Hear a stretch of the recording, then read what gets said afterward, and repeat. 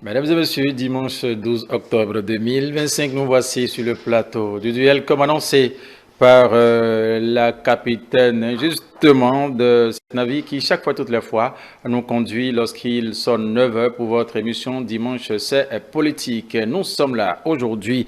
Mesdames et messieurs, bienvenue sur le plateau du duel, l'arène du débat citoyen où les idées s'affrontent sans complaisance, mais toujours dans le respect et la réflexion. Ici, ce dimanche, mesdames et messieurs, nous allons aborder encore deux questions qui marquent l'actualité en République du Bénin. Et pour en parler, mesdames et messieurs, nos invités sont déjà bien présents ici aujourd'hui. Il y a Dr.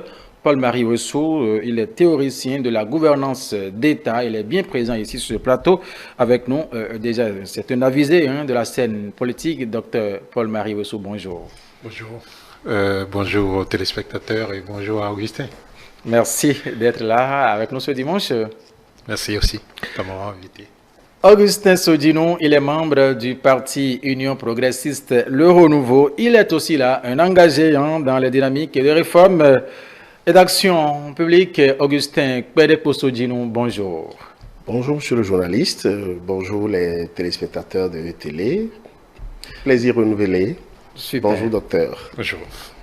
Mesdames et messieurs, vous les avez donc connus. Simplement, vous réussirez à joindre les visages au nom sur ce plateau. Deux sujets, justement, retiennent l'attention sur ce plateau. Aujourd'hui, en un premier, on parlera, oui, de la question de la réconciliation, alors que les regards sont tournés vers 2025, vers 2026, j'allais dire, pour les élections générales. La question de la réconciliation nationale refait surface pour le prochain président. Quel cap faudra-t-il prendre pour retisser les liens? S'agit-il d'un chantier prioritaire? Comment concrètement s'y prendre? Ces différentes interrogations trouveront leur proposition de réponse sur ce plateau avec nos invités qui sont bien présents en un premier.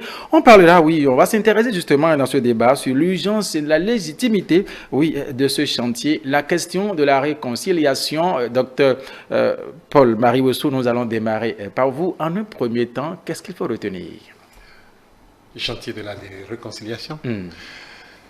Bon, moi, je souhaite simplement que le prochain président puisse effectivement prendre conscience que il est important de savoir conjuguer deux choses à la fois. Vous savez, ceux qui nous ont dirigés depuis 2016 ont fait de la technologie de leur gouvernance cette idée qu'il faut faire le développement et ne écouter personne. Ne écouter personne et puis bon, écoutez, on écoute tout au moins les institutions internationales qui chantent les louanges pendant que nous, ici, à l'intérieur, on crie à la fin. Donc, il faut que ceux qui vont venir à partir de 2026 prennent conscience qu'il y a deux choses qu'il faut concilier. Le volet gestion, gouvernance politique et le volet développement. Parce qu'on ne peut pas faire du développement en excluant la gestion de la gouvernance politique. Le leadership, je veux dire, le leadership. Et donc, si ceux qui vont venir prennent conscience que le fait d'avoir exclu le dialogue, vous vous rappelez encore en fin d'année 2024, pardon, on est encore en fin d'année 2025, le président a dit aucune supplication, rien ne peut lui faire changer d'avis sur des lois dont on voit clairement les failles et les déficiences. Donc moi, je voudrais simplement souhaiter que le président qui va venir prenne conscience qu'on ne peut pas faire le développement des hommes sans les hommes. Voilà. Ce n'est pas possible. Augustin Kpedepo-Sodinou, vous avez suivi Dr Paul-Marie Wessou sur cette question. On parle de la réconciliation. Lorsque, en 30 ans, il y avait eu divorce, entre-temps, il y avait eu de séparation, entre-temps, lorsqu'il y avait eu, en tout cas, de discorde. Ici, on en parle à nouveau sur ce plateau. Dites-nous un peu, vous, qu'est-ce que vous comprenez à travers? Alors, je voudrais partir de vos derniers mots en disant, vous avez utilisé le mot, entre-temps, il y a eu divorce, il y a eu séparation. Je pense que la vie même se résume à des mouvements d'attachement et de séparation. Et cela n'est pas de nature à affecter le vivre ensemble.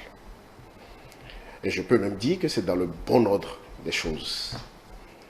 Mais de ce que moi j'ai retenu essentiellement de cette question, d'un chantier quand même qui vaut la peine de s'y pencher sérieusement, c'est-à-dire la question de la réconciliation, je voudrais bien nous replonger un peu dans le contexte. Allez-y. Là, ça va nous permettre d'aller dans les enjeux sociopolitiques qu'on peut déterminer par rapport aux prochains gouvernants. Le contexte, c'est un pouvoir qui s'installe à partir de 2016 et qui engage des réformes courageuses. Des réformes dont nous avons déjà les résultats. Les réformes jadis contestées, des lois contestées, mais ces mêmes lois contestées, à un moment T, ont profité ou ont servi la bonne cause des acteurs qui les contestaient auparavant. Les gens qui ont contesté certaines lois se retrouvent aujourd'hui être bénéficiaires de l'application de ces lois-là. Suivez mon regard. Voilà le contexte où il y a des incompréhensions, où on fait de l'amalgame, mais fort heureusement, au finish, on rejoint et on se retrouve naturellement dans les rangs. Voilà le contexte. Et ces incompréhensions ont fait que nous avons l'impression que nous avons de problèmes fondamentaux de la bonne entente ou d'un problème sérieux qui se pose et qui nécessite une réconciliation. Je ne suis pas fondamentalement convaincu que nous ayons atteint un niveau où nous avons besoin de penser à une réconciliation. Mais par contre, Oui. nous devons renforcer le vivre ensemble, nous devons renforcer le fait que même si vous appartenez à l'opposition, que vous ayez le courage de reconnaître ce qui est juste, ce qui est bon, et de ne pas faire, d'arrêter de faire de la politique politicienne dans notre pays. Et comme ça, je voudrais dire que aller vers la réconciliation, c'est d'abord dans le choix du candidat. C'est dans ce qui peut caractériser les candidats choisis pour aller aux élections et qu'à l'issue des élections deviendront gouvernants de notre pays. Vous voyez par exemple, parce que je ne peux que parler de ce que je connais. Oui. La mouvance a sorti son candidat en la personne du ministre d'État, le ministre Romiad Ouadaï. Oui. De ce qui le caractérise, nous voyons clairement que voilà un homme de l'unité nationale. Un homme d'action qui est resté aux côtés du président Patrice Talon, qui a œuvré à ses côtés, et nous voyons les résultats, la transformation spectaculaire, la transformation extraordinaire de notre cadre de vie, même la transformation de notre manière de vivre, le respect des biens publics, la lutte contre la corruption qui est devenue une réalité, l'efficacité de l'appareil judiciaire. Le Bénin aujourd'hui s'inscrit parmi les grandes nations grâce aux actions du président Patrice Talon, que je salue au passage. Et donc, ça part déjà de ce qui caractérise les candidats que les différents partis politiques vont choisir pour compétir dans la perspective des élections présidentielles de 2026. Après cela, Oui. il faut que l'opposition prenne la mesure de la chose. La mesure de la chose en quel sens? Nous ne pouvons pas continuer à vivre et rester toujours en l'état. Nous devons chercher à progresser. Et progresser, c'est bousculer les habitudes. Bousculer les habitudes, c'est parfois piétiner des intérêts. Et donc, c'est de faire la part des choses en se disant, lorsque nous opérons des réformes, sont-ils des réformes qui pénalisent ou qui nous demandent de mettre le curseur plus haut pour pouvoir maintenant fournir beaucoup plus d'efforts et atteindre des résultats beaucoup plus appréciés et appréciables. Lorsque on fait des propositions en tant que gouvernant pour permettre à ce que nous puissions fournir plus d'efforts pour donner de bons résultats, je crois qu'il serait de bon ton que opposition, mouvance recherche la pertinence dans les décisions qui sont prises et se mettent le plus tôt possible dans les rangs. Car ce que nous avons observé de 2016 à ce jour, c'est qu'au premier abord, on conteste ce qu'on ne peut pas contester. On va même dans les dénigrements. Je donne un petit exemple. Car nous sommes tous béninois et nous vivons et nous voyons ce qui se passe. Oui. Le déguerpissement des places publiques.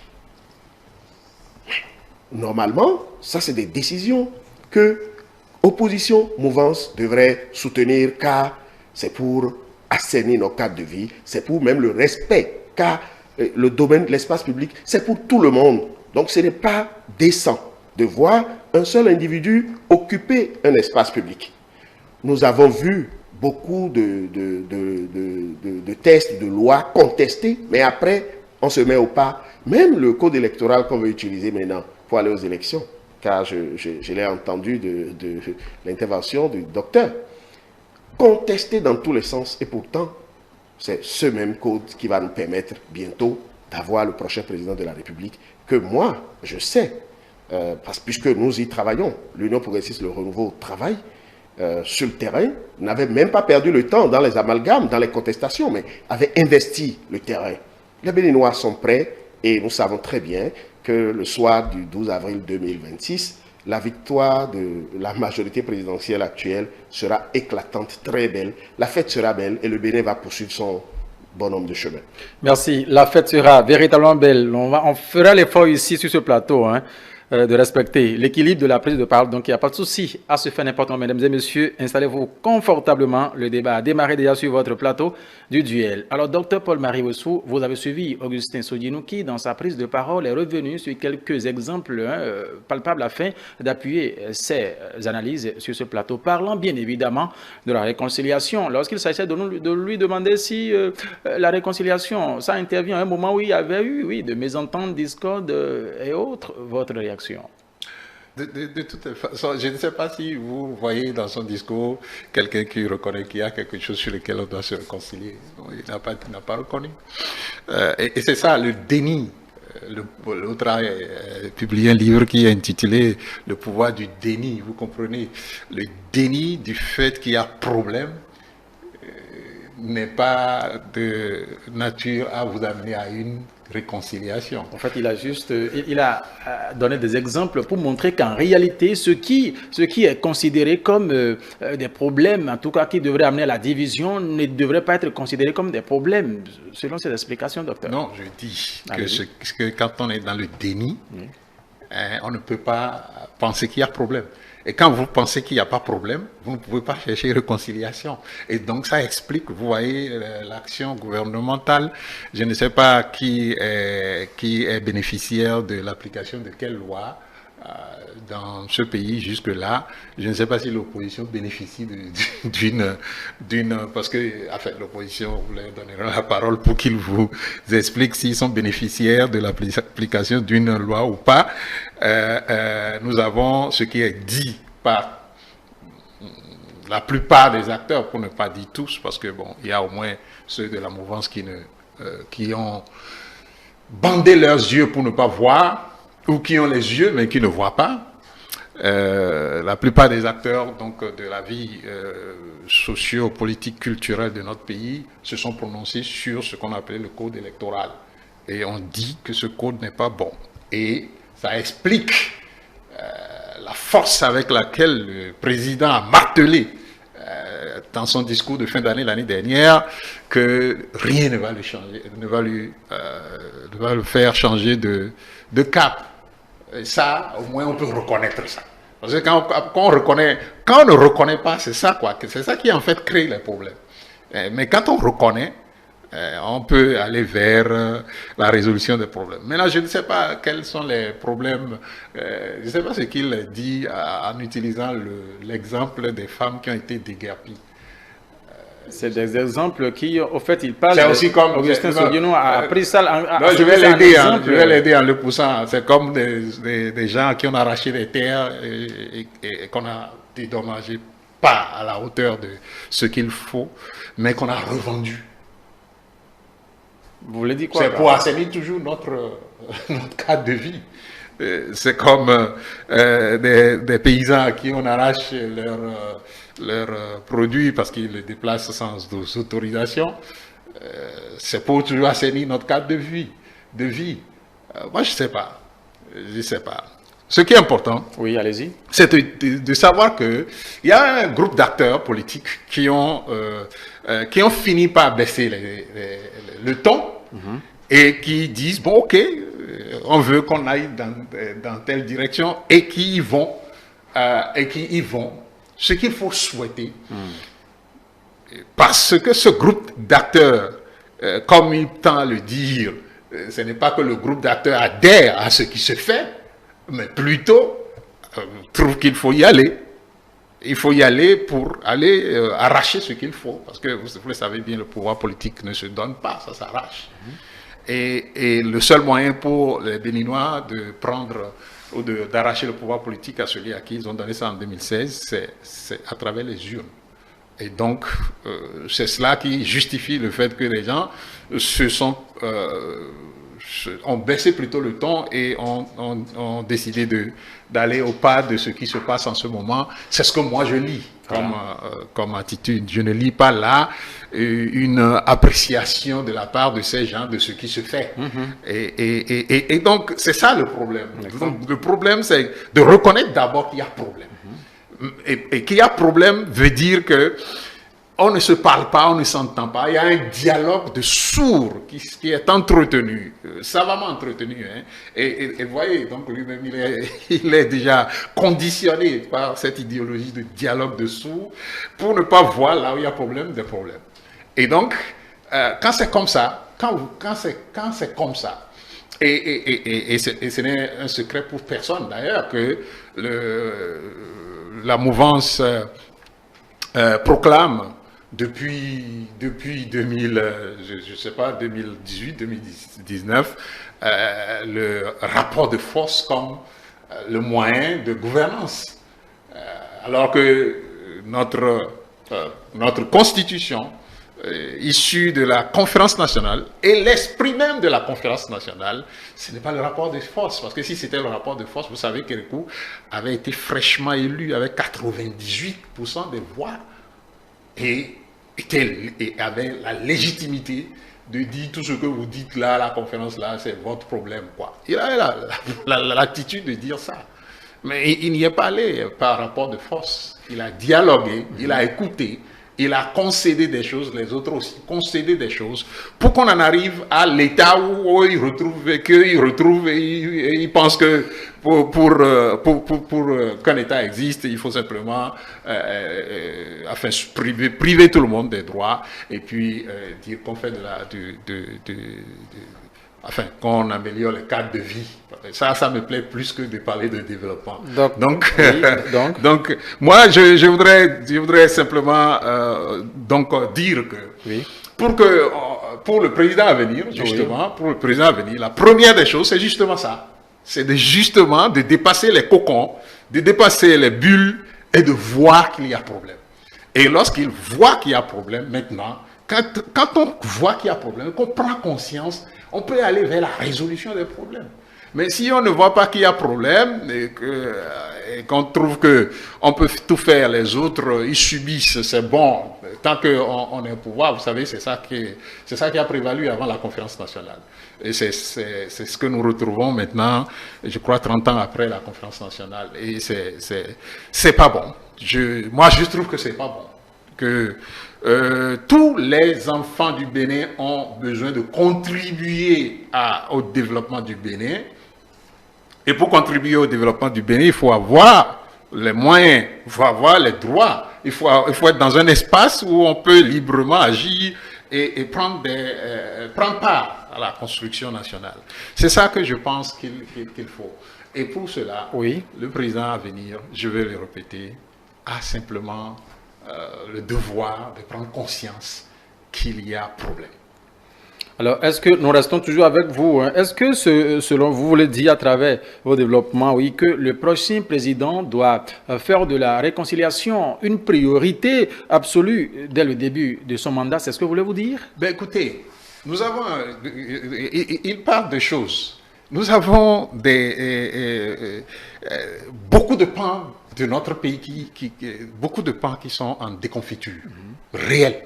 Et si vous voulez, on peut prendre toute une émission pour parler des pans de notre société qui sont en déconfiture. Le moment viendra. Voilà, mais justement là aussi, si vous ne voyez pas la déconfiture, vous ne pouvez pas prendre conscience qu'il faut poser des actes qui concourent à régler le problème et à faire de sorte que les choses retrouvent vie.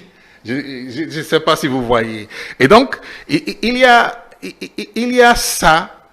Et donc, le président à venir ne peut pas, en fait, se mettre dans la tendance que nous avons eue depuis 2016, se mettre dans cette tendance et continuer pendant, je ne sais pas, 5 ans, 10 ans, ça va lui être difficile parce que, comme on le dit dans notre langue nationale, je vais dire, pas dire locale, mais la langue nationale, l'enfant qui dit que sa mère ne va pas dormir, lui aussi ne dort pas. Ou bien je me trompe. Je crois que c'est ça, c'est ce qu'on dit. L'enfant qui dit que sa mère ne va pas dormir ne dort pas non plus. Et donc cette tendance-là, si ça va continuer encore, ben écoutez, autant les enfants que la maman ne dormiront pas. Merci. Alors, Augustin Sodinou, la question va revenir à vous aussi, hein. Vous avez, suivant ces développements déjà auxquels nous assistons sur ce plateau, le prochain président, faire de la réconciliation une priorité déjà dès le début de son mandat. Est-ce que c'est de cela il sera question? Avant de répondre à votre question, Oui, Augustin. je voudrais dire sans embâche et de façon claire Oui. qu'il n'y a pas de déni, de reconnaissance de quelque problème que ce soit. Il y a plutôt eu un dialogue qui n'a pas demandé à ceux qui ne sont pas concernés par les problèmes politiques, mais qui a ciblé là où se trouve le problème et qui a réuni tous les acteurs politiques. Il y en a qui ont choisi de ne pas y participer. Mais toute la classe politique était réunie pour régler les questions politiques. Je crois que c'est l'efficacité qui dérange. Je crois que l'efficacité, quand on cible et on cerne là où se trouve le problème et qu'on résout, on fait une opération chirurgicale pointue, on ne perd pas le temps. Je crois que c'est ça le problème. Je crois que je suis obligé, avec docteur, de reconnaître qu'il y a des problèmes. Le problème, c'est que le Bénin veut amorcer son industrialisation avec Glodjibé qui est installé et que nous avons besoin des matières premières. Le problème que je suis obligé de reconnaître, c'est que en ayant besoin des matières premières, les gouvernants n'ont pas à prendre des décisions, ce qui se fait partout. Vous voyez aujourd'hui ce qui se passe aux États-Unis, où le président Trump agit sur les droits de douane pour des produits qui vont entrer sur son territoire. Le gouvernant, et je n'apprends rien à l'opposition, les gouvernants définissent les grandes orientations économiques d'un pays. Lorsqu'à ce moment, pour fournir les matières premières, on a besoin que nos producteurs vendent prioritairement pour cette industrie qui s'est installée, pour la transformation, pour les emplois, pour la TVA, pour tout ce que cela nous apporte. Pour tout ce que cela nous apporte, oui, je suis malheureusement obligé de reconnaître qu'il y a des problèmes, que désormais, dans notre pays, les classes privilégiées d'entre-temps sont complètement cassées et que réellement, nous avançons selon les dispositions qui se trouvent dans notre Constitution. Oui, je dois reconnaître qu'il y a un problème, qu'on lutte contre la corruption, que des problèmes comme évacuation sanitaire. Moi, de toute ma famille, hein, j'ai fait des enquêtes, il n'y a personne des membres de ma famille, et j'ai fait des enquêtes autour de moi. Il n'y a pas beaucoup de Béninois qui bénéficiaient de ces mesures d'évacuation sanitaire qui coûtaient des dizaines de milliards pour le Bénin. Et lorsque le président de la République dit il vaut mieux reprendre ce dossier-là en main, il vaut mieux garnir ou vaut mieux rendre nos plateaux sanitaires plus fournis, plus adéquats pour donner des soins aux Béninois sur place. Oui, je suis bien obligé, malheureusement, de reconnaître que c'est un problème pour qu'on puisse avancer. Mais je pense que ce problème fait du bien, donne de l'espoir, permet aux Béninois de s'affirmer, permet aux Béninois de mieux vivre. N'en déplaise à cette classe privilégiée des gens qui en bénéficiaient sous le dos du peuple béninois. Aujourd'hui, oui, je suis malheureusement obligé de reconnaître qu'il y a un problème, que même le pauvre paysan peut laisser son enfant participer à un concours de douane et réussir dans notre pays. Voilà des problèmes. Vous appelez ça? Je suis malheureusement... Ben bien sûr, puisque ce n'est que des actions que le président Patrice Talon mène. Et on nous oblige à reconnaître que c'est des problèmes. Qu'il y a de déconfiture. Problème aujourd'hui, ou bien ça a été problème, vous dire. Bon, suivez-moi. J'ai dit, allez-y. Ce n'est que des actions que le président Patrice Talon mène. Mais l'élite qui s'appelait de s'inscrire dans la position d'opposition prend alors ces actions comme des problèmes. Et donc, je dis, je m'inscris dans la même logique, mais c'est malheureux de vouloir qualifier des avancées notables, de vouloir les qualifier comme problèmes. Revenons à la question. Et je dis pour descendre de ce pan que c'est avec un cœur serré que j'ai suivi docteur qui n'a pas reconnu que nous avons bougé, que nous avons progressé, que notre pays a changé, que nos comportements nous-mêmes ont changé positivement. Et je défie quiconque qui deviendra président de la République au Bénin et qui peut remettre en cause le niveau que le Bénin a atteint aujourd'hui. Parce que lorsque vous pensez que c'est mauvais ce qui est en train d'être fait, c'est que vous devez pouvoir changer. Personne ne peut changer. Et le peuple ne permettra à personne de changer. Nous n'allons pas reculer, mais nous sommes prêts à aller encore de l'avant. Tout n'est pas parfait. Pour des actions humaines, nous devons toujours aller vers la perfection. Et chercher à aller vers la perfection ne devrait pas être un péché. Et si c'était un péché, nous demandons bien à l'opposition de bien vouloir pardonner le président Patrice Talon, son gouvernement et tous les partis politiques qui soutiennent les actions du gouvernement. Revenons à la question, Augustin Sodinou. Oui. Vous pouvez me rappeler la question? La question, c'est de savoir si justement le prochain président prendra donc cela comme une priorité, cette question de réconciliation, déjà dès le début de son mandat. Moi, je vous ai bien dit qu'il faut naturellement renforcer le vivre ensemble. Et je vous ai dit aussi que c'est des incompréhensions. Et que fort heureusement, ces incompréhensions, souvent, nous voyons que ceux qui font l'amalgame, ceux qui font des critiques et tout, se mettent dans les rangs. Parce qu'en réalité, ce qui est fait n'est pas fait contre X pour avantager Y. Les tests qui sont pris dans notre République sont les mêmes pour tout le monde. Et on s'y met et nous voyons clairement l'assainissement public, l'assainissement politique, l'assainissement dans notre mode de vie qui s'opère aujourd'hui. C'est certes dur, c'est certes quelque chose qui bouscule les habitudes, mais nous voyons déjà les résultats. Et cela nous conforte. Donc, le prochain président qui vient doit travailler pour renforcer le vivre ensemble. Je ne parle pas d'une réconciliation car je ne suis pas dans le déni, mais je ne vois pas un problème fondamental qui aurait entraîné la séparation entre les Béninois. L'opposition se parle. Ou bien vous pensez que nous ne sommes pas jaloux de voir le président de la République plusieurs fois recevoir le parti, les démocrates. Jalousie. Pourtant, nous sommes jaloux de voir ça. Le chef de l'État se met en père de la nation. et reçoit même ses enfants. Nous sommes dociles. Nous travaillons, nous nous conformons. Rien ne dit à ceux qui sont à l'externe que c'est facile pour nous. C'est aussi difficile pour nous. Mais nous nous conformons. Mais des enfants de la République sont encore reçus plusieurs fois par le Père de la Nation. On écoute. Augustin, est-ce que ce n'est pas... Voilà des enfants, oui. Voilà, bon, c'est pas des enfants, vous comprenez, je m'excuse, j'ai emprunté cette expression. Mais voilà des députés de l'opposition qui ont fait même d'amendements au code électoral. Et leurs différents amendements ont été pris en compte. On vote ce même code, on sort, on commence par critiquer en longueur de journée, sans plus rien faire.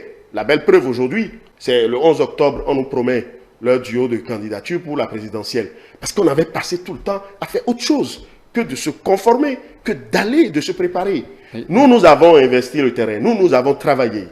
Nous avons nos cellules dans tous les quartiers, les villages, partout. Nos militants sont mobilisés, renforcés. Et aujourd'hui, oui. Les gens, nous savons très bien leur âme. Oui. Quand on va donner les résultats des élections, on va commencer par chercher à embrouiller le peuple béninois pour dire ça y est, ceci, cela. Augustin Sodjinou, merci à vous. Alors oui, Paul-Marie Wessou, docteur Paul-Marie Wessou, vous avez suivi Augustin Sodjinou, oui. Non, mais quand je dis qu'il y a déni, vous voyez là même, c'est lui qui utilise le mot amalgame pour qualifier les autres, mais il y a tellement de déni. Et puis il y a, à mon sens, et c'est ça ce que je viens d'écrire, une tendance, un discours de conditionnement. Ah bon? Oui, bien sûr. Qu'est-ce que vous le faites dire, docteur Paul-Marie? Non, c'est aussi ahurissant que de l'écouter dire que l'opposition n'a rien fait, l'opposition a ceci, alors que moi, depuis quelques mois, autant je vois la mouvance bouger, autant je vois l'opposition partout dans le pays bouger. Et lui vient nous dire ici sur le plateau, tranquillement, que l'opposition n'a rien fait. Et que c'est parce que ils sont occupés par je ne sais quoi. Vous voyez, avant les élections de 2021, c'était leur discours, quoi. Au lieu d'aller préparer les élections, on est dans la contestation. Alors que depuis un certain temps, l'opposition n'est plus dans la contestation, mais plutôt dans la préparation. Et que comment on l'appelle, ce qui dit, on a entendu leur Dieu. Non, mais c'est peut-être la place de la population, béninoise. Non, il a s'occuper. Non, lui, il a s'occupé simplement de son duo. L'opposition a promis que... Ce dimanche 12, l'opposition a promis, en tout cas, nous faire connaître le duo. Oui, bien sûr, ce dimanche... Alors, le docteur Paul-Marie Wessou, nous allons poursuivre. Non, il faut quand même que c'est ça ce que je dis. C'est-à-dire que vous voyez souvent, ceux qui sont dans le déni ne reconnaissent même pas qu'ils sont dans le déni. Et l'autre chose, il dit, bon, les élites qui sont de l'opposition et qui sont dans l'opposition à l'action du président. Pour être opposition, il faut être inscrit au ministère de l'Intérieur et inscrit sur les papiers qu'on est opposant, n'est-ce pas? Je crois que c'est ça, hein, la démarche, c'est ça les lois, hein. Sinon, ce sont des lois que vous-même vous avez votées, donc il faut, je crois, prendre conscience de ce qui est dans les lois, parce que parfois, il me semble-t-il, vous votez les lois, mais vous oubliez encore le contenu de vos propres lois. L'autre chose, amorcer l'industrialisation du Bénin. Je ne sais pas, c'est ce que je dis, déni, vous voyez à peu près. Je ne sais pas si le Bénin amorce une industrialisation aujourd'hui. Le Bénin a été industrialisé plusieurs fois déjà. Plusieurs fois, mon cher ami. Et je peux vous faire l'histoire de l'industrialisation du Bénin. Et je n'ai pas vu quand le Bénin s'industrialisait. Dans le passé, le Bénin a bloqué des voies de sortie du pays. Je n'ai pas vu ça. Moi, je n'ai pas vu ça. J'ai vu plutôt autre chose. Et quand vous parlez de Trump, prenez garde quand vous parlez de Trump. Trump ne peut jamais matraquer ces paysans. Les paysans qui le soutiennent. Vous savez d'abord que beaucoup de paysans le soutiennent. Et Trump ne peut jamais matraquer les paysans qui le soutiennent. Ce n'est pas possible. Tel n'est pas le et donc, non, il a pris l'exemple et il ne faut pas embrouiller les gens parce que le discours peut sembler beau, mais il y a beaucoup de coquilles dans le discours. Et il a parlé de corruption, de lutte contre la corruption. Moi, je ne sais pas de quelle lutte il parle parce que moi, je ne vois pas ça. Ah bon? Je ne vois pas ça. Ah bon. Pour voir quelque chose, il faut que la chose soit dans la lumière. Alors, non, dites-moi, pourquoi je vous vois maintenant, c'est parce que vous êtes dans la lumière. Mais si vous êtes dans l'obscurité, comment je vois? Difficile. Les Béninois vivent mieux aujourd'hui. Ça, c'est encore... c'est hyperbolique, quoi. Ah oui. À force de revenir sur chacun de ses propos, je pense bien qu'on pourra pas évoluer dans le débat. C'est pour vous dire... Oui. Je suis revenu sur ces propos pour vous dire, pour que vous voyez un peu le déni dont je parle. Ouais, le déni, c'est-à-dire quand une réalité est là, que vous ne voulez pas voir ça, vous citez des choses, vous voyez, à peu près, pour embrouiller les gens sur la vision qu'il faut avoir des choses. Docteur Paul-Marie Ouesso, alors quel mécanisme justement, ou bien quel outil justement pourrait être mis en place, comme vous êtes en train de l'envisager, afin d'engager une véritable réconciliation? Le dialogue. C'est pas celui qu'on a fait où on dit que des gens ont refusé de participer alors que ces mêmes gens demandent dialogue depuis 3 ans et n'ont pas eu. Donc, pas ce dialogue, mais le dialogue. Le dialogue qui veut que chacun puisse prendre conscience de ses limites. Et savoir qu'il est un être fini. Oui. Et que dans sa finitude, sa complétude vient des autres. Que ce n'est pas... que lui ne peut pas être le déterminant de tout, mais plutôt que c'est dans l'interaction avec les autres qu'on arrive à construire le vivre ensemble, comme il le dit, si vivre ensemble était compris de nous deux de la même façon. Donc vous avez comme impression que ce n'est pas compris de la même manière? Non, je n'ai pas comme l'impression. Je vous ai dit, tout le discours est un discours de déni. Et donc, dans le déni, on dit des choses qu'on tend à faire croire que c'est les mêmes choses que nous parlons. Nous ne parlons pas de la même chose. Donc, moi, je pense que le prochain président doit être quelqu'un qui reconnaît ses limites. Reconnaît ses limites. Parce que au plus haut de tout ce qui a été fait depuis 10 ans maintenant, on voit de façon drastique les limites. On voit de façon drastique les limites. Et chacun doit donc savoir, le prochain gouvernement donc doit savoir ses limites et faire de sorte que ce qui va l'aider à dépasser ses limites, oui, que ce soit les autres. Que ce soit les autres. Parce qu'on peut vraiment s'appuyer sur les autres pour vraiment aller plus loin que ce qu'on pense, quoi. Vous voyez, ça nous permettrait, c'est par exemple, vous voyez, on peut être dans le déni, par exemple, que la frontière du Niger est fermée, mais il n'y a pas de problème, on est résilient. Mais allez demander aux populations de la frontière du Niger leur vie aujourd'hui, et ils vous diront un peu la réalité des choses. Et c'est de ça que nous on parle. Ce n'est pas en restant ici à la côte, par exemple, et voir chez eux, bon, puisqu'ils ne manifestent pas, puisqu'ils ne disent rien, alors tout va bien. Ce n'est pas de ça qu'il s'agit. Donc il s'agit, oui, de voir ses limites, oui, et de constater qu'on peut dépasser ses limites en donnant la main aux autres, puisque les autres aussi sont béninois, que vous le veuillez ou pas. Voilà. Merci à vous. Oui, Augustin Sodinou, oui, nous n'allons pas vous demander de revenir encore sur ces propos, mais plutôt de répondre plutôt à cette interrogation. Quel mécanisme ou bien quel outil justement pourrait être mis en place, j'allais dire, par le prochain président, pour véritablement engager une véritable réconciliation? Vous allez vous prononcer sur ça pour qu'on passe rapidement au second sujet de ce plateau ce dimanche. Depuis le début de cette émission, j'essaye toujours de ne pas répondre avec les mêmes propos à mon cher docteur Ouesso, parce que si je devais le faire, peut-être qu'on n'allait pas avancer dans cette émission.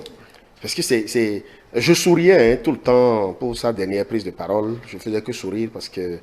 Et même le dernier exemple qu'il a donné me permet quand même de me prononcer avant de répondre à votre question.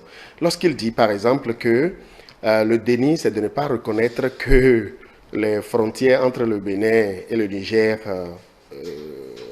sont fermées, alors que la réalité, qui n'est pas du tout un déni, c'est que la frontière Bénin-Niger est ouverte.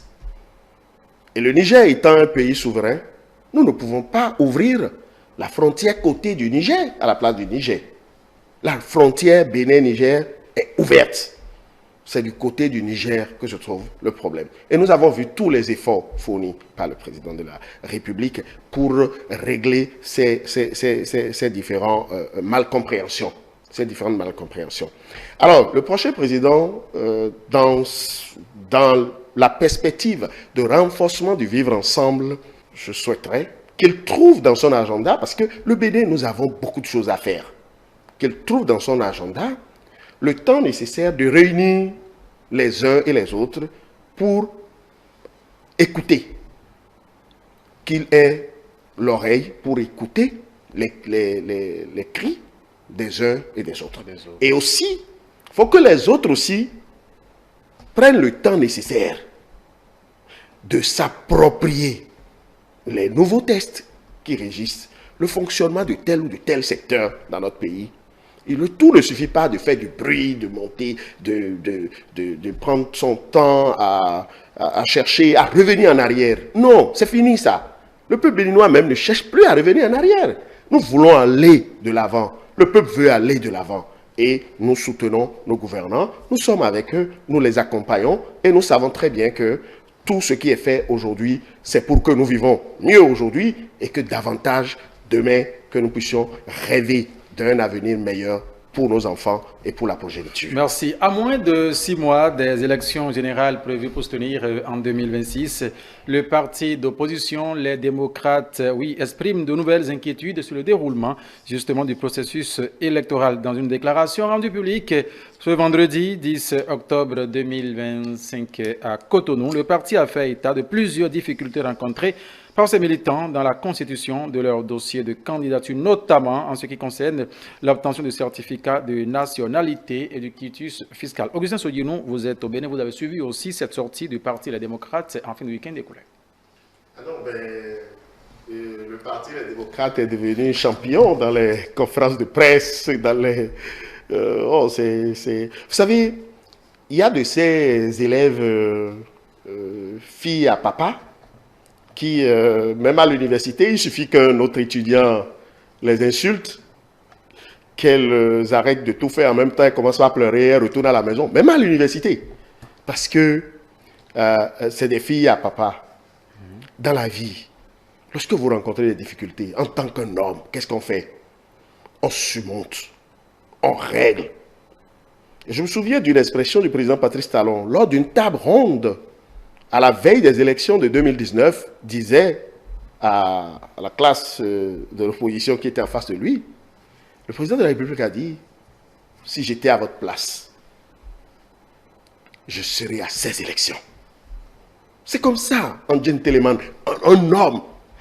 Il ne suffit pas de pleurnicher, de faire des conférences de presse. Le temps de faire des conférences de presse, là, il peut faire autre chose. Car l'administration, c'est pour l'État. Et dans l'administration, il y a des partisans de l'opposition, il y a des partisans de la mouvance, il y a des gens qui ne font pas de la politique. Et notre administration fonctionne correctement. Les institutions en République du Bénin fonctionnent correctement. Les préparatifs dans le cadre de ces élections que moi j'observe sont à saluer à maints égards.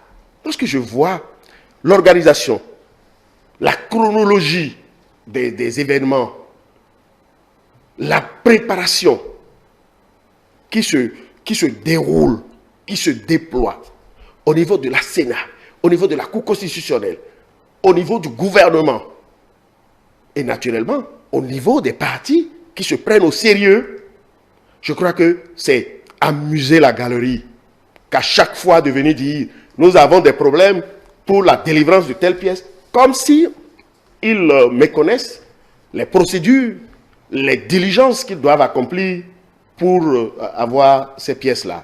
Je crois qu'ils peuvent arrêter ça maintenant. Ils peuvent arrêter ça et savoir que l'administration est au service de tous. Il y a à peine quelques jours, ils sont sortis par rapport au quitus fiscal. Moi, j'ai fait la demande de quitus fiscal. J'ai mon quitus fiscal. Et c'est comme ça, plein d'entre eux ont mis sur les réseaux sociaux leur quitus fiscal. Maintenant que c'est fini le quitus fiscal, maintenant, on sort encore, vient faire conférence de presse pour dire qu'on a des difficultés de certificat de nationalité. Comme si les Béninois devraient quitter chez eux pour venir leur donner le quitus.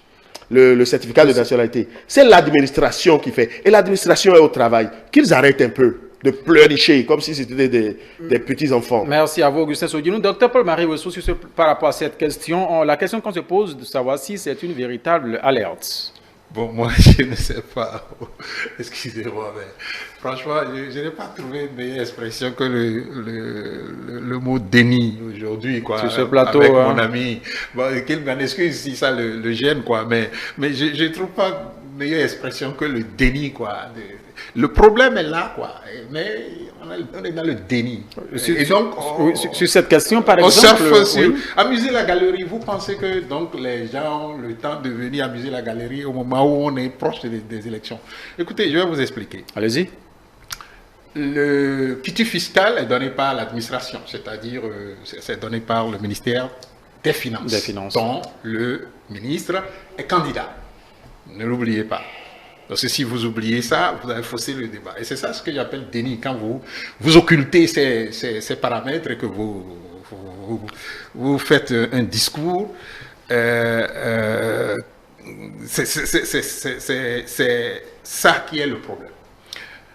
Le ministre donc des Finances, le quitus fiscal est délivré par le Trésor général, je crois, qui est sous la tutelle du ministre des Finances et de l'économie, oui. De l'économie et de la coopération. Et de la coopération, voilà, bon, il y a tout ça qui est mis ensemble, bien sûr. Alors, nous sommes dans une année électorale. Enfin, nous abordons une année électorale. Ce qui veut dire que déjà l'administration doit se mettre au pas pour que tout ce qui relève de son ressort se fasse avec diligence, pour que ce ne soit pas le blocage pour les uns et les autres.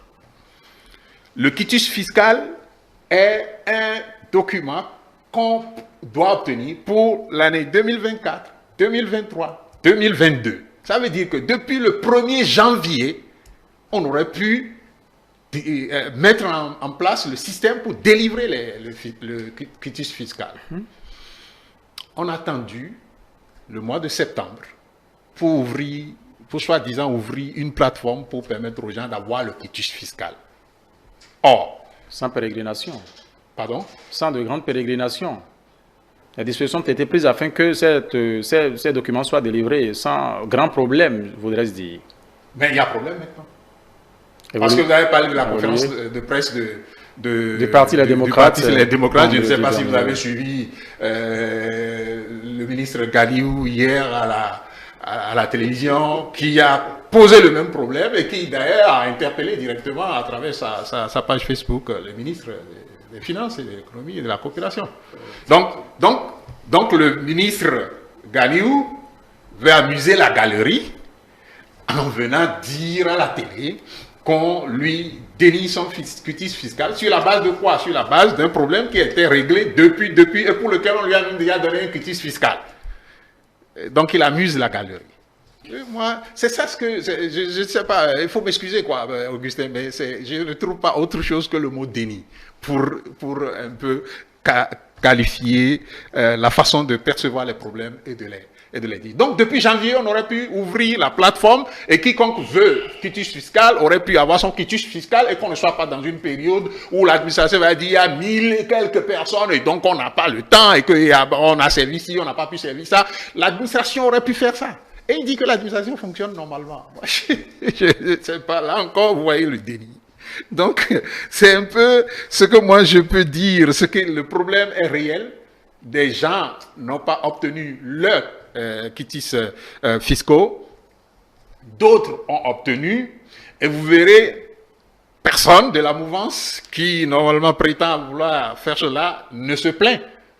Et ils ne vont pas se plaindre parce qu'eux, ils obtiennent leurs quitus fiscaux à temps. D'ailleurs, vous voyez, en 2020... Augustin Sodinou l'a dit tout à l'heure, il y en a également du camp de l'opposition qui brandissent là sur leur page. Oui, mais c'est ça ce que je ne sais pas si vous avez bien suivi la conférence de presse où ils ont dit que c'est sélectif.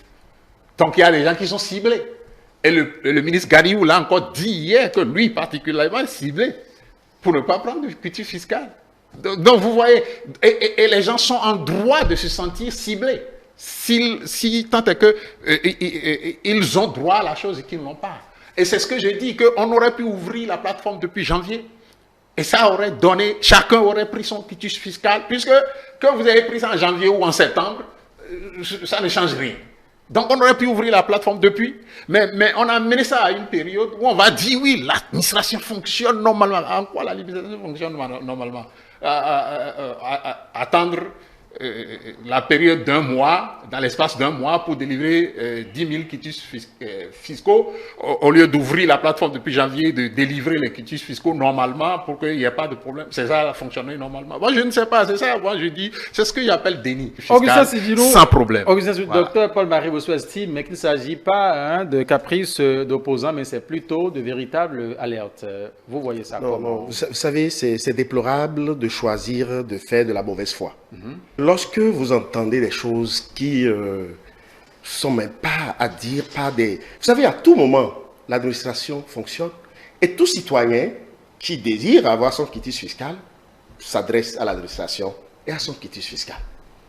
Donc, vouloir parler du quitus fiscal comme si c'était seulement un document qui est seulement pour la politique et que on a envie de tout peindre en noir, c'est-à-dire de faire de preuves de mauvaise foi, ne pas reconnaître la dématérialisation qui est en cours dans notre pays.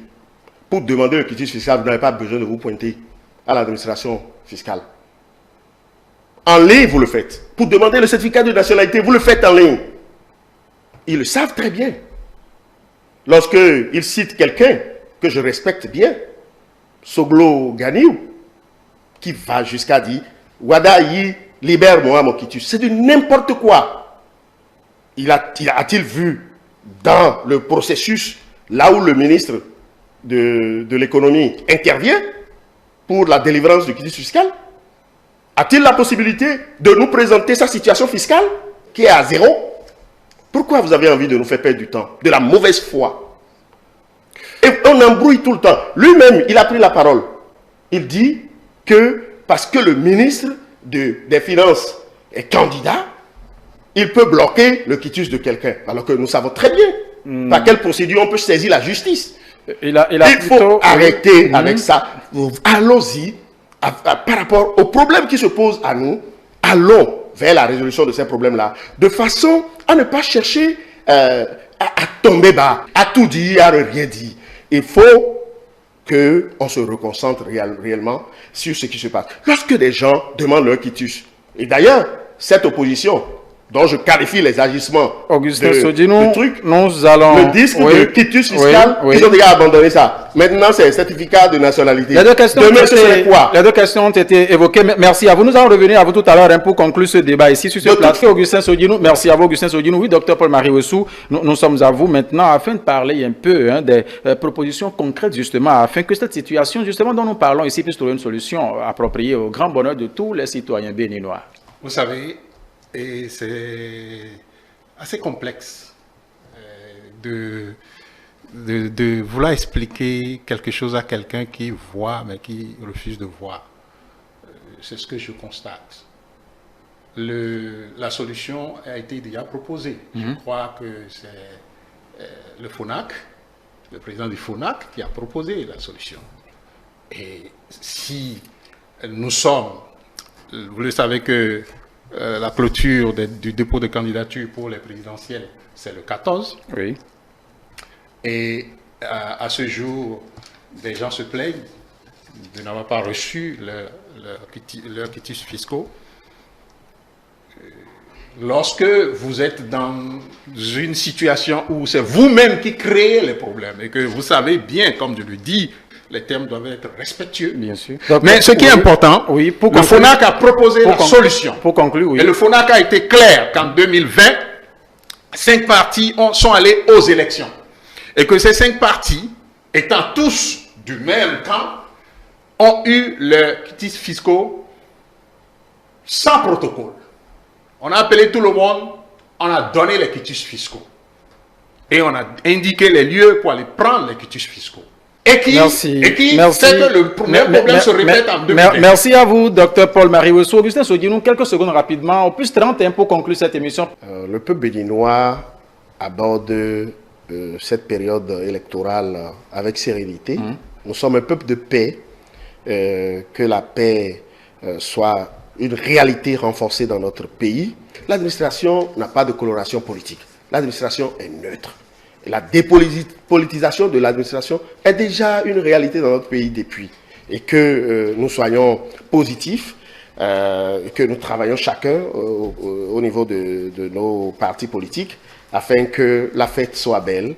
Merci à vous, Augustin Sodinou. Mesdames et messieurs, ainsi prend fin ce plateau dédié au duel ce dimanche 12 octobre 2025. On suit l'actualité. Pour vous, on reviendra là-dessus en semaine par la grâce de Dieu pour vous parler justement de comment cela évolue sur ce plateau ce dimanche. Augustin Sodinou, il est du parti Union Progressiste, le Renouveau, parti de la mouvance présidentielle. Face à lui, c'est Dr Paul-Marie Ouesso, un théoricien de la gouvernance d'État sur ce plateau. Vous les avez suivis sur les deux sujets que nous avons abordés. Merci de nous avoir suivis. Dimanche, c'est politique aborde son dernier virage. Angèle Toboula reprend le contrôle pour clôturer. Merci de rester fidèle. Et tout en reconnaissant que nos productions sont à retrouver sur nos plateformes digitales, notre site internet www.etelebenin.com, notre chaîne YouTube ETélé Bénin, la page Facebook, c'est bien sûr ETélé en direct, notre compte X reste ETélé en live, sans oublier l'application iOS et Android ETélé, tout simplement ETélé avec vous, pour vous voir.